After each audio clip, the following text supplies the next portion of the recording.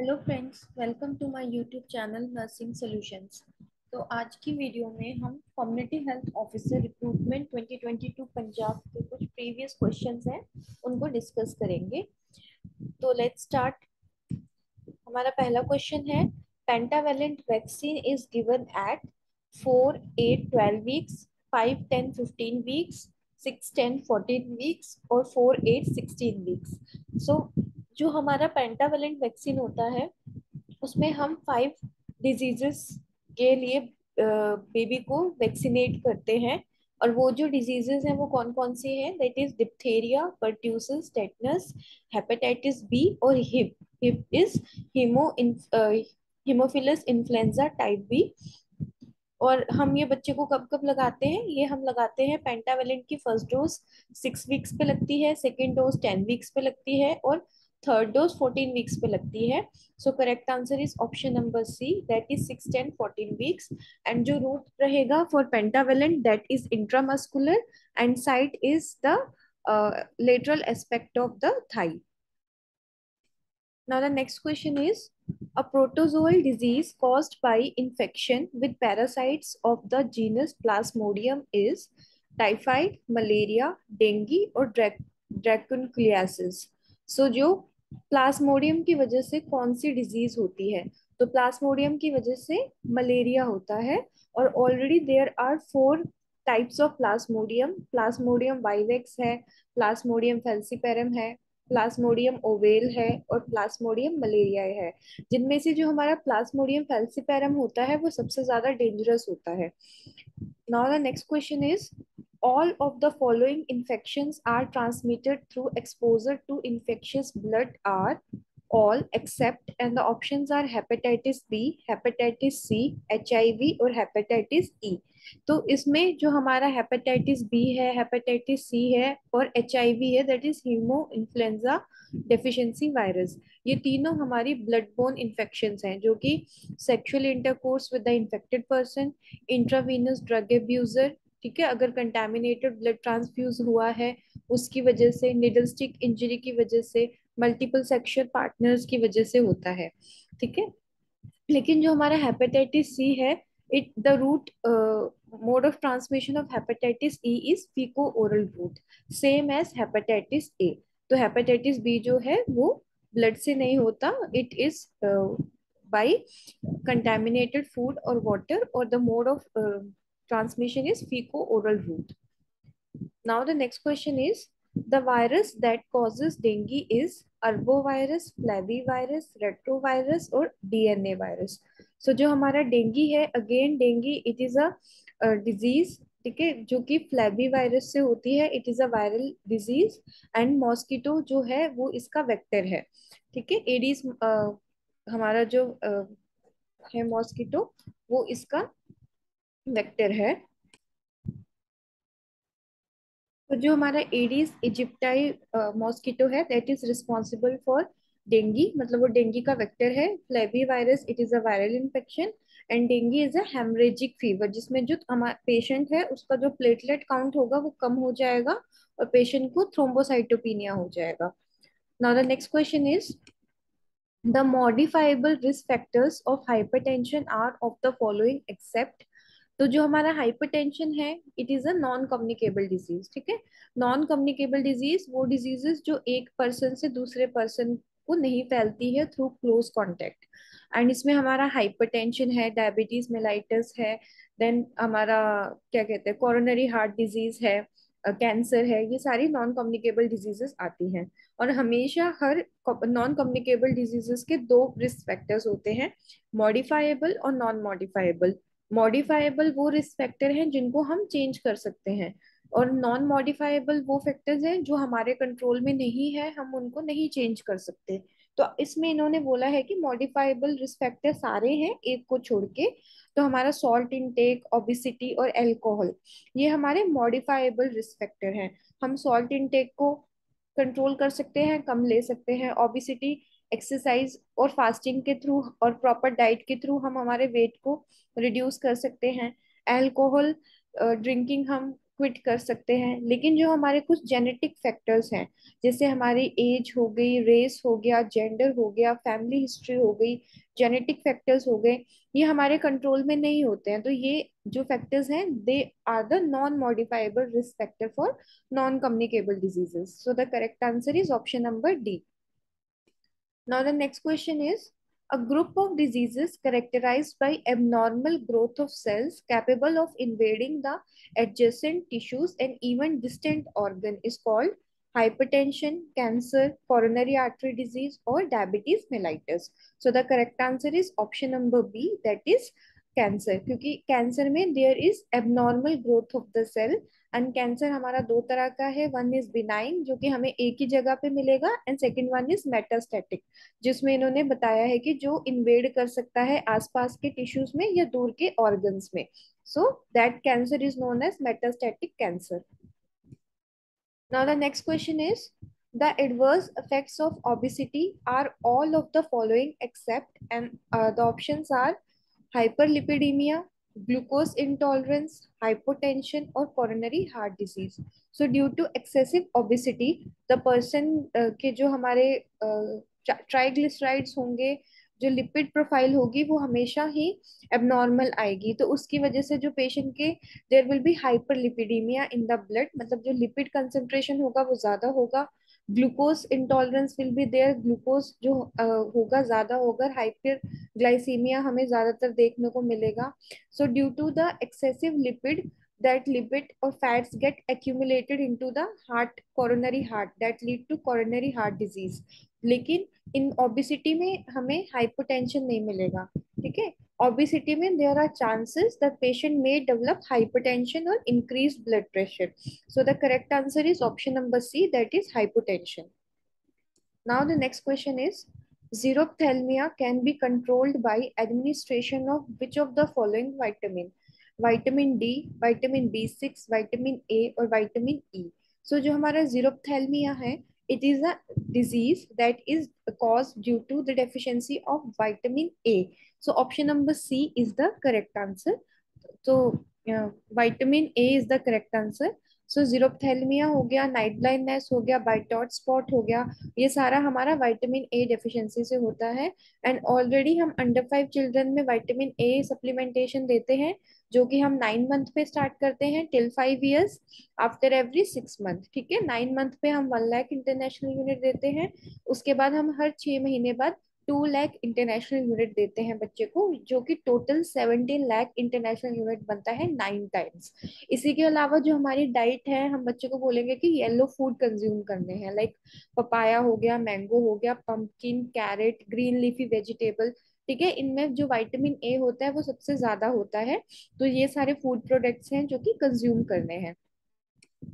Now the next question is, Wilson disease characterized by, and the options are respiratory difficulty, accumulation of copper in liver, kidney and brain, improper development of organ or none of the above. So जो हमारा Wilson disease है, that occur due to the accumulation of copper in the main organs like liver, kidney and brain. So option number B is the correct answer. Now the next question is, National Program for Family Planning launched officially in the year 1951, 1952, 1956 और 2008। So जो national programme for family planning था वो 1952 में start हुआ था। Option number B is the correct answer. And India was the first country in the world जिसने national programme start किया था in response to control the population, that is family planning programme. Now the next question is, International Yoga Day is celebrated on May 21, June 11, June 21 और July 11। So जो हमारा International Yoga Day है, that is celebrated every month in June, month of June on June 21। So June 21 is the correct answer। और हमारे CHO exams के लिए जितने भी हमारे डे सेलिब्रेशंस हैं, लाइक नर्सेस डे हो गया, वर्ल्ड हेल्थ डे हो गया, हमारा वर्ल्ड एड्स डे हो गया, इन सब की हमें डेट याद होनी चाहिए। और साथ में जितने भी हमारे नेशनल हेल्थ प्रोग्राम्स हैं कि ये कौन से ईयर में इम्प्लीमेंट हुए थे, वो भी, ये भी दो इम्पोर्टेंट क्वेश्चंस हैं जो CHO में पूछे जा सकते हैं। Now the next question is, while providing health education in the community on prevention of osteoporosis. The nurse should emphasize on eliminating smoking, minimizing sun exposure, restricting sodium intake और restricting exercise. So जो हमारा इसमें correct answer रहेगा वो है option number A, that is eliminating smoking, क्योंकि जो smoking है, smoking is a risk factor for osteoporosis. इसके अलावा सन एक्सपोजर जरूरी है क्योंकि वहां से हमें विटामिन डी मिलेगी। रिस्ट्रिक्टिंग सोडियम इनटेक का ऑस्टियोपोरोसिस के साथ कोई रिलेशन नहीं है। एंड रिस्ट्रिक्टिंग एक्सरसाइज हमने मना करनी है, हमने पेशेंट को बोलना है कि at least 30 minutes in a day exercise करनी है, क्योंकि जो इमोबिलिटी है, अगर पर्सन काफी टाइम तक इमोबाइल रहता है तो उस टाइम भी हमारी जो बोन से कैल्शियम है जो बाहर निकलने लगता है। तो इसीलिए हमने पेशेंट को स्मोकिंग कंट्रोल करने के लिए बोलना है। Now the next question is, the diagnosis of a patient assigned to the nurse is right-sided heart failure. Which of the following condition a nurse can expect while assessing? Peripheral edema, decreased urinary output, shortness of breath और seizure activity. So right side heart failure है, तो इसमें जो होगा हमारी जो superior और inferior vena cava होगा वहां पे प्रेशर इंक्रीज होगा, और राइट एट्रियम में और राइट वेंट्रिकल में प्रेशर इंक्रीज होगा, तो उसकी वजह से हमें पेरिफेरल एडिमा देखने को मिलेगा। While in left ventricle left heart failure हमें डिज्निया देखने को मिलता है। Now the next question is, a woman is diagnosed to have severe anemia when the hemoglobin is below 7 gram per deciliter, 10 gram per deciliter, 11 gram per deciliter or 12 gram per deciliter. So for the female, the normal blood HB should be 12 gram per deciliter. Normal कितना होना चाहिए? 12 gram per deciliter for women and for the adolescent girls. Whereas for the pregnant females, the normal HB should be 11 ग्राम पर decilitre. अगर 11 से कम है तो anaemia है, अगर 11 है या 11 से ज्यादा है तो फीमेल इज नॉर्मल। और सिवियर अनीमिया हम कब बोलेंगे? जब किसी फीमेल का जो एचबी लेवल है दैट इज लेस देन 7 ग्राम पर decilitre. So option number A is the correct answer.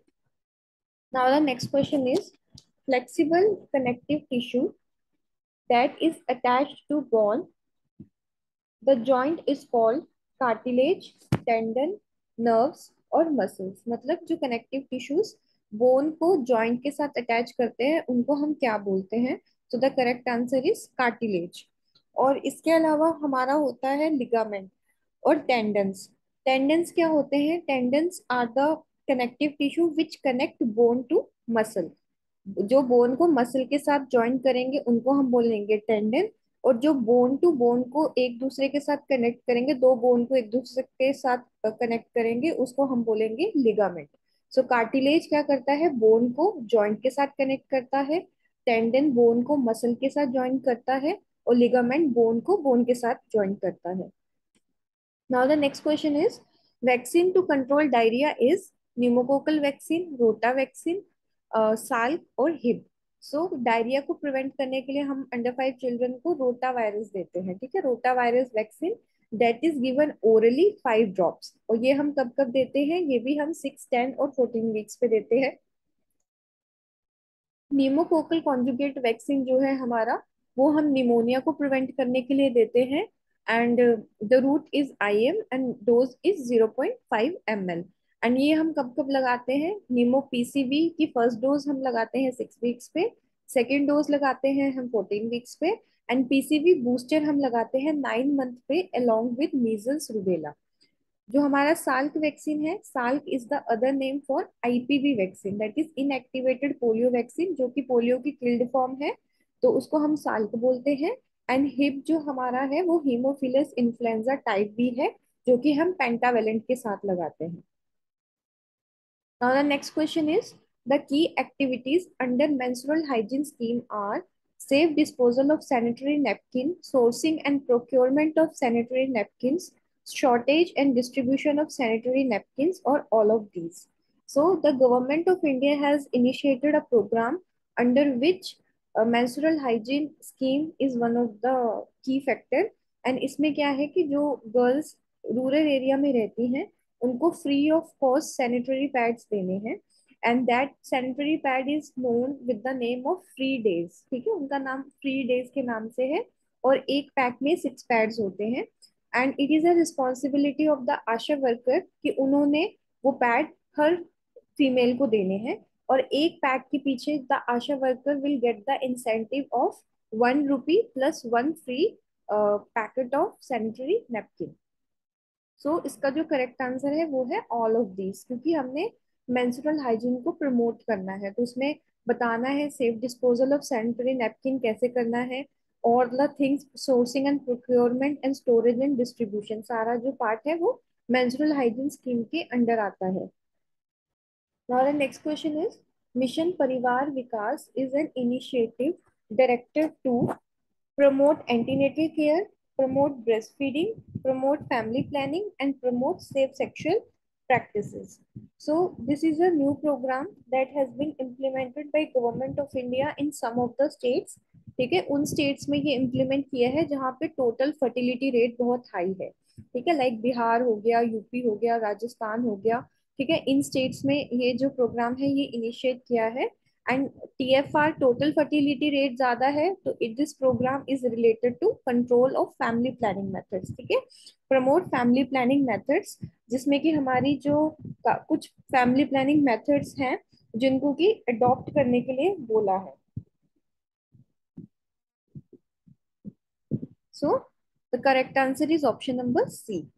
Now the next question is, Pradhan Mantri Surakshit Matritva Abhiyan was launched to provide fixed day assured comprehensive and quality antenatal care universally to all the pregnant women in second trimester, second and third trimester, first and second trimester.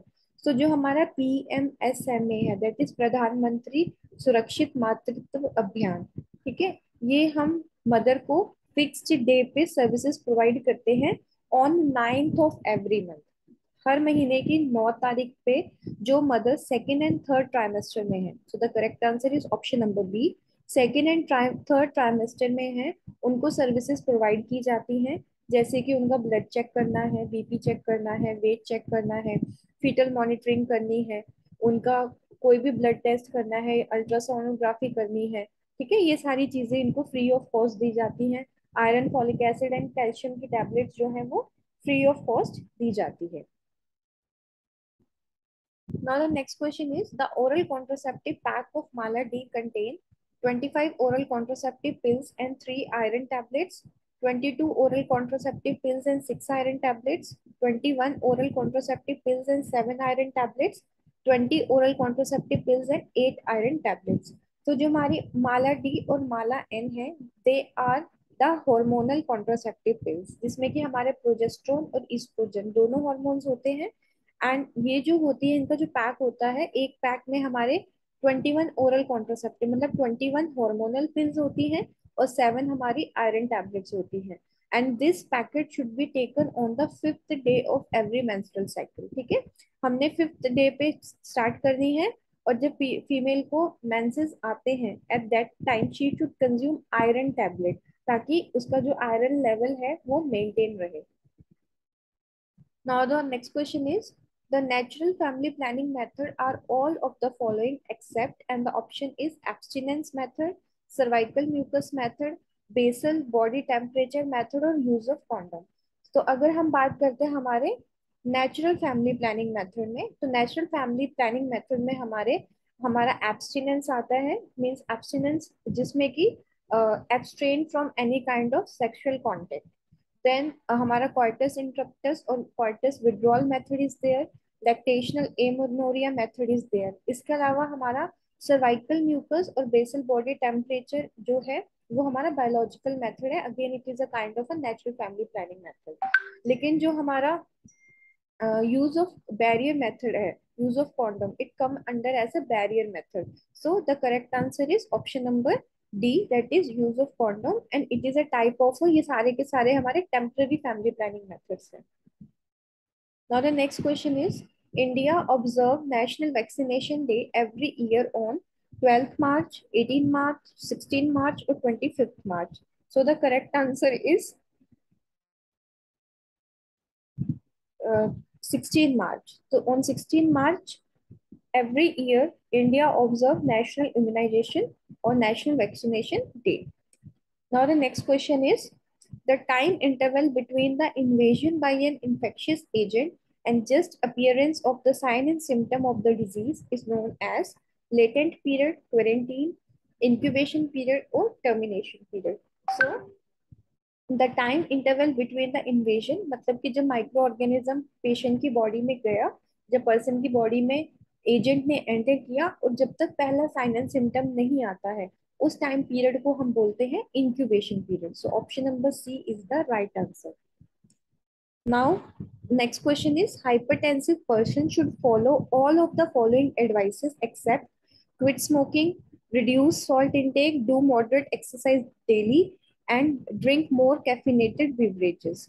तो जो hypertensive patient है उसमें क्या है कि already due to the increased pressure on the wall जो patient है उसका बीपी जो है वो बढ़ा हुआ है, तो हम उसको स्मोकिंग क्विट करने के लिए बोलेंगे because smoking contain nicotine and nicotine is a vaso constrictive जो कि हमारे वेन्स को कंस्ट्रिक्ट करेगा, तो जो हमारा प्रेशर है वो और इंक्रीज हो जाएगा. ठीक है.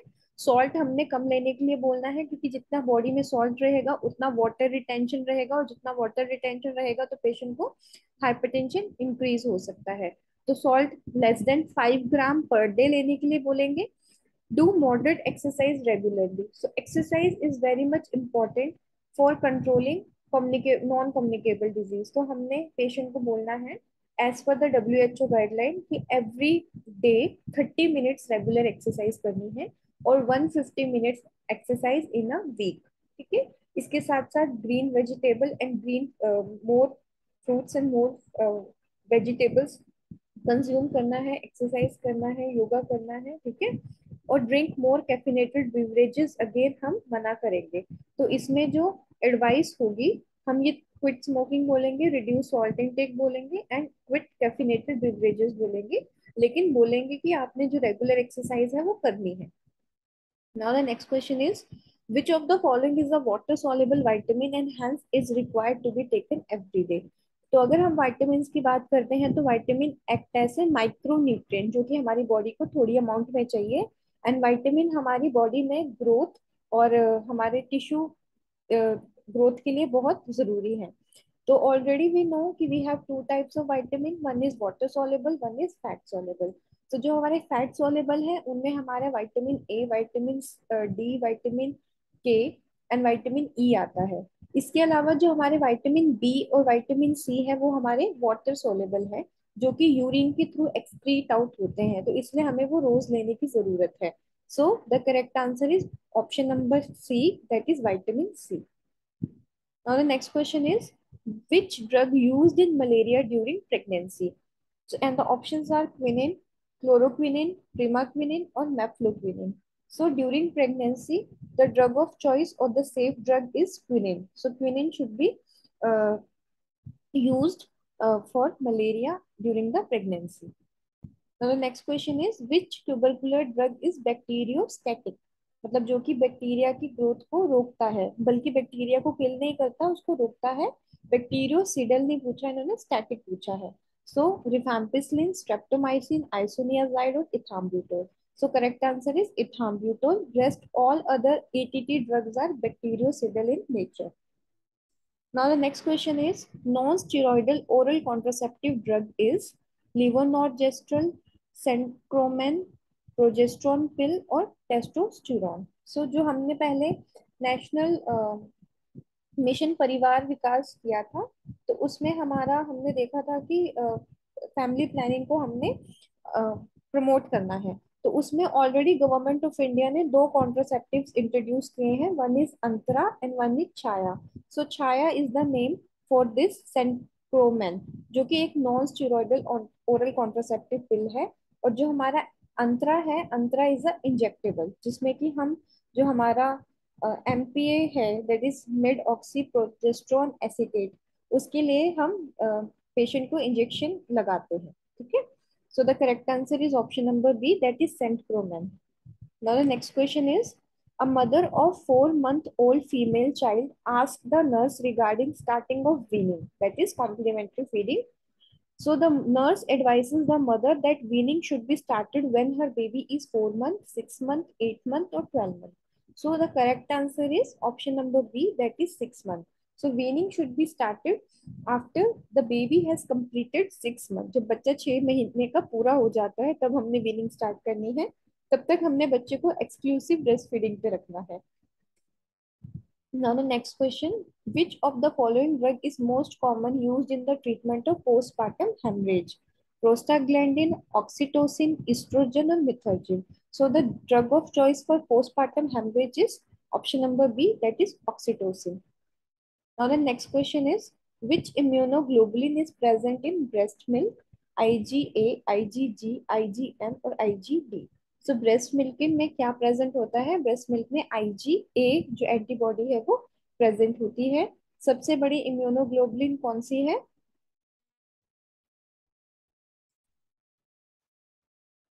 जो हमारी IgG है वो प्लासेंटा को क्रॉस कर सकती है और IgG जो है वो सबसे कॉमनेस्ट और सबसे लार्जेस्ट अमाउंट ऑफ इम्यूनोग्लोबुलिन है जो कि ब्लड और टिश्यू में मिलेगा. Now the next question is, which is the first line drug to treat gout? Allopurinol, paracetamol, quinine, or diclofenac. Now, what is gout? Gout is a condition that is characterized by hyperuricemia. When the patient uric acid is increased, then gout will be there. तो patient को joint pain वगैरह की complaint होगी तो उस time पे हम patient को एलुप्यूरिनॉल देते हैं. सो option number A is the correct answer.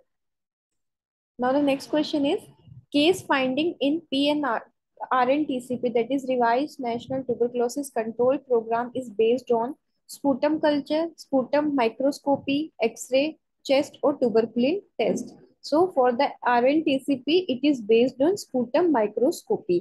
ठीक है. पहले जब RNTCP स्टार्ट हुआ था ऐसे नेशनल ट्यूबरक्लोसिस कंट्रोल प्रोग्राम, उस टाइम पे एक्सरे को ज्यादा रिलायबल माना जाता था. लेकिन अभी after 1992, sputum microscopy is considered more reliable. Now the next question is, the human resource is available in subcenter is multipurpose health worker, medical officer, anganwadi worker और आशा worker. So subcenter में हमें multipurpose health worker मिलेगा. मतलब ANM will be there, whereas medical officer will be present at PHC और CHC में हमें specialised surgeon मिलेगा, like surgery specialised मिलेगा. हमें मेडिसिन में स्पेशलाइज्ड पर्सन मिलेगा, पीडियाट्रिशियन मिलेगा और गायनेकोलॉजिस्ट मिलेगा. ठीक है. Now the next question is, prolonged gastric suctioning leads to metabolic acidosis, metabolic alkalosis, respiratory acidosis or metabolic alkalosis. So prolonged gastric suctioning will leads to metabolic alkalosis because gastric में हमारा acid है, suctioning में सारा acid बाहर आ गया तो patient को metabolic alkalosis हो रहा है. So this is all about for today's video. And अगर आपको आज की मेरी वीडियो अच्छी लगी है तो kindly like, subscribe and comment. Thank you.